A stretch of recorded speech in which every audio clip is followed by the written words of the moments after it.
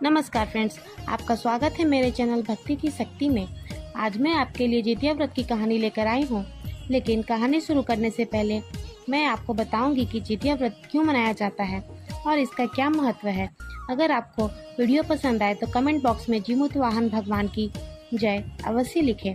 और आप मेरे चैनल पर नए हैं और अभी तक मेरे चैनल को सब्सक्राइब नहीं किया है तो प्लीज़ सब्सक्राइब कर लें और बेल आइकन पर भी प्रेस कर दें ताकि मेरे नए आने वाली वीडियो की नोटिफिकेशन आपको मिलती रहे। जितिया का पर्व संतान के सुख और समृद्धि के लिए रखा जाता है। यह व्रत निर्जला होता है, अर्थात पानी के बिना पूरे दिन उपवास किया जाता है। यह पर्व अश्विन माह की कृष्ण पक्ष की सप्तमी से नवमी तक अर्थात 3 दिनों तक मनाया जाता है। यह बहुत ही कठिन पर्व माना जाता है। जीवित पुत्रिका का व्रत महिलाएं तथा माताओं द्वारा संतान प्राप्ति तथा संतान की शुभ मंगल एवं उनकी आयु वृद्धि की कामना हेतु रखा जाता है। जितिया व्रत का आरंभ सप्तमी से शुरू हो जाता है। यह व्रत पूजा सप्तमी, अष्टमी तथा नवमी 3 दिनों तक चलता है। कुछ माताएं अपनी संतान के लिए यह व्रत निर्जला रखती हैं तो कुछ निराहार रखती हैं। आइए कहानी शुरू करते हैं। बहुत समय पहले की बात है। 2 बहनें थीं। एक का नाम था सुखिया और दूसरी का नाम था दुखिया, पर दोनों का भाग्य उनके नाम के ही जैसा था। सुखिया बहुत अमीर थी और हमेशा सुखी रहती थी, लेकिन दुखिया बहुत गरीब थी और बहुत दुखी रहती थी। दोनों का विवाह एक ही गांव में हुआ था। दुखिया सुखिया के घर में काम करती थी, साफ सफाई करती थी, खाना बनाती थी और जो खाना बच जाता था वह खाना सुखिया दुखिया को दे देती थी। इसी तरह दुखिया का घर चलता था। समय बीतता गया। दोनों के बच्चे थे। सुखिया को 2 पुत्र थे और दुखिया को भी 2 पुत्र थे। एक बार जब जितिया का व्रत आया तो दोनों बहनों ने जितिया का व्रत रखा। दुखिया सुखिया के घर काम करती थी।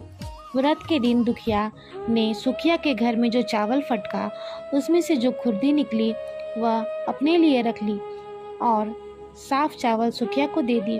फिर दुखिया ने साग बिना और पत्तियों को डंठल से अलग कर दिया। अच्छा वाला साग सुखिया के लिए रख दिया और जो डंठल था वह अपने लिए रख ली। जब दुखिया ने सुखिया के घर का सारा खाना बना दिया और अपने घर चावल की खुर्दी और साग की डंठल लेकर आ गई। उसने खुर्दी की चावल और डंठल का साग बनाकर वह खाना अपने बच्चों को खिलाया और उसने खुद भी खाया। इसके बाद दुखिया सोने चली गई। आधी रात को एक बूढ़ी औरत उसके घर का दरवाज़ा खटखटाती है। तब दुखिया पूछती है, कौन है? वह बूढ़ी औरत बोलती है, बेटा मैं हूँ। दुखिया ने उठकर दरवाज़ा खोला और पूछी, अम्मा आपको क्या चाहिए? इतनी रात को आप यहाँ किस लिए आई हैं?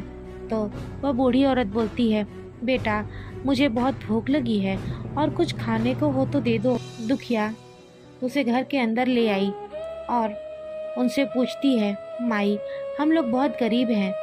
आज मैंने खुर्दी का चावल और साग की डंठल बनाई है, क्या आप उसे खाएंगी? तो वह बूढ़ी औरत ने कहा, हाँ क्यों नहीं खाऊंगी, मुझे बहुत भूख लगी है तो मैं वह खा लूँगी। दुखिया अंदर जाकर खुर्दी का चावल और साग की डंठल लाकर उस बूढ़ी माँ को दे देती है। बूढ़ी माँ खाना खाने के बाद कहती है, मुझे कुछ अच्छे से दिखाई नहीं देता, रात के अंधेरे में मैं अपने घर कैसे जाऊँगी? तो दुखिया कहती है, कोई बात नहीं, आप यहीं मेरे घर सो जाइए, सुबह अपने घर चले जाना। तो बूढ़ी माँ दुखिया के घर में ही सो जाती है। फिर थोड़ी देर बाद उठकर बूढ़ी माँ बोलती है, बेटा मुझे दीर्घ शंका लगी है, कहाँ करूँ? तो दुखिया कहती है, मेरे घर में शौचालय नहीं है, इसलिए आप उधर कहीं किसी कोने में कर लीजिए। तब बूढ़ी माँ पूछती है कि बेटा भड़बड़ करूँ या झरझर करूँ? तब दुखिया नींद में थी तो वह नींद में ही कह देती है, माता जी भड़बड़ कर लो, मैं सुबह साफ कर लूँगी। फिर थोड़ी देर बाद बूढ़ी माँ फिर पूछती है, बेटा मैं अपने हाथ कहाँ साफ करूँ? तो दुखिया कहती है, आप मेरे सर में अपने हाथ को साफ कर लीजिए।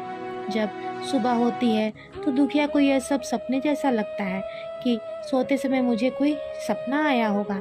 वह ज़्यादा कुछ नहीं सोचती है और नदी में नहाने चली जाती है।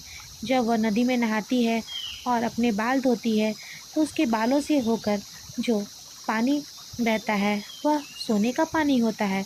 आसपास की सभी महिलाएं यह देखकर चकित हो जाती है और कहती है कि तुम्हारे बालों से तो सोने का पानी गिर रहा है, क्या बात है।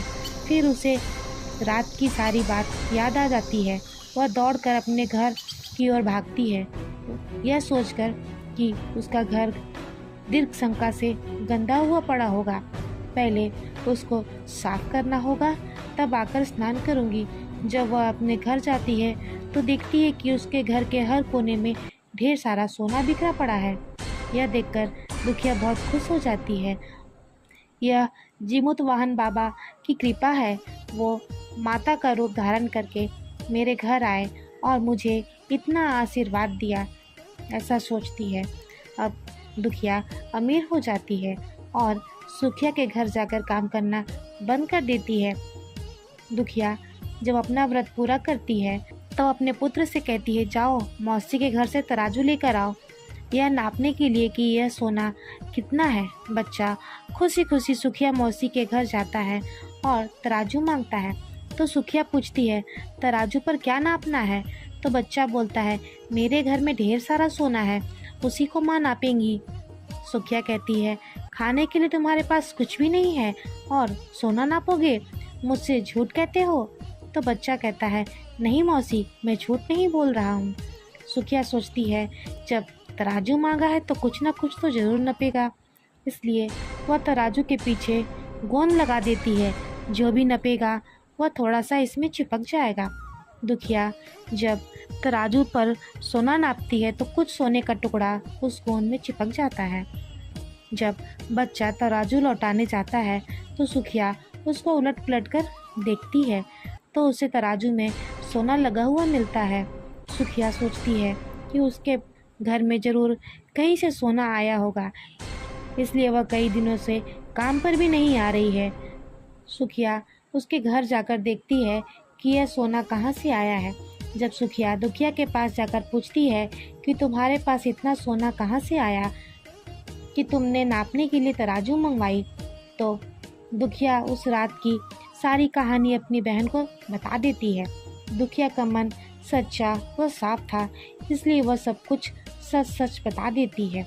लेकिन सुखिया के मन में ईर्ष्या आने लगी कि दुखिया के पास हमसे भी ज़्यादा धन आ गया है। अब अगली जितिया को मैं भी कुर्दी के चावल और साग के डंठल बनाऊंगी। फिर अगले साल जितिया का व्रत आया और दोनों बहनों ने जितिया का व्रत रखा। सुखिया के पास हर तरह का सुख था और धन भी था, फिर भी वह जितिया के दिन चावल पटक कर साफ चावल फेंक दी और खुर्दी अपने पास रख लेती है। साग को तोड़कर पत्तियां फेंक दी और डंठल अपने पास रख ली और उसने वही बनाया और खाकर पूजा पाठ करके सोने चली गई। फिर आधी रात को उसके दरवाजे पर बूढ़ी माँ आई और दरवाजा खटखटाया। सुखिया उसका इंतजार कर रही थी। वह तुरंत दरवाजा खोलकर बूढ़ी माँ को अपने घर अंदर ले आती है। बूढ़ी माँ बोलती है, मुझे बहुत भूख लगी है, कुछ खाने को दे दो। तो सुखिया कहती है, मैंने खुर्दी की चावल और डंठल का साग बनाया है। बूढ़ी माँ बोलती है, कोई बात नहीं, मैं खा लूँगी। तो सुखिया परोस देती है और वह खाना खाती है। तब बूढ़ी माँ बोलती है, मैं घर नहीं जा सकती, मुझे दिखाई नहीं देता। तो सुखिया कहती है, कोई बात नहीं, आप यहीं सो जाओ। थोड़ी देर बाद बूढ़ी माँ बोलती है, मुझे दीर्घशंका लगी है, कहाँ पर करूँ। तो सुखिया कहती है, वहीं किसी कोने में कर लीजिए। फिर थोड़ी देर बाद बूढ़ी माँ पूछती है कि भड़बड़ करूँ या झरझर करूँ। इस समय सुखिया को याद नहीं आता कि दुखिया ने क्या बोला था। तो सुखिया बोली, माँ झरझर कर लीजिए। फिर बूढ़ी माँ पूछती है, बेटा मैं अपने हाथ कहाँ साफ करूँ। तो सुखिया कहती है, मेरे सर में साफ कर लीजिए। बूढ़ी माँ सुखिया के सर में अपने हाथ साफ कर लेती है। जब सुखिया सुबह उठती है तो उसका पूरा घर गंदगी से भरा पड़ा था और उसके बाल में भी बहुत सारा गंदगी लगा हुआ था। यह सब देखकर सुखिया बहुत दुखी हो जाती है और उसे बहुत गुस्सा भी आ जाता है। वह अपनी बहन दुखिया को बुलाती है और उस पर गुस्सा करती है। तुमने मुझसे झूठ कहा था, मेरा पूरा घर गंदा करवा दिया। तो दुखिया पूछती है कि तुमने क्या कहा था, भड़बड़ कहा था या झरझर कहा था? तो सुखिया कहती है मैंने तो झरझर कहा था। तो दुखिया कहती है यहीं पर तो तुमसे गलती हुई और तुम्हारे पास तो सब कुछ था, तुम्हें किसी चीज़ की कमी न थी, फिर भी तुमने लालच किया। मेरे पास तो कुछ भी नहीं था, तुम्हारे पास सब कुछ था। तुम्हारे घर जिमुतवाहन बाबा वेश बदल कर आए, लेकिन फिर भी तुमने उन्हें अच्छा खाना नहीं परोसा। मेरे पास तो कुछ भी नहीं था, इसलिए मैंने उन्हें कुर्दी की चावल और साग की डंठल परोसा था। तुमने अपने घर आए भगवान का अपमान किया। सब कुछ रहते हुए भी तुमने उन्हें साग और भात खिलाया। तुम्हारे पास सब कुछ होते हुए भी तुम्हें लालच नहीं करना चाहिए था, इसलिए तुम्हारे साथ ऐसा हुआ। तब सुखिया को अपनी गलती पर बहुत पश्चाताप हुआ और वह भगवान से माफ़ी मांगने लगी। अगर आपको मेरी यह कहानी पसंद आई हो तो मेरे वीडियो को लाइक करें और ज़्यादा से ज़्यादा शेयर करें। धन्यवाद।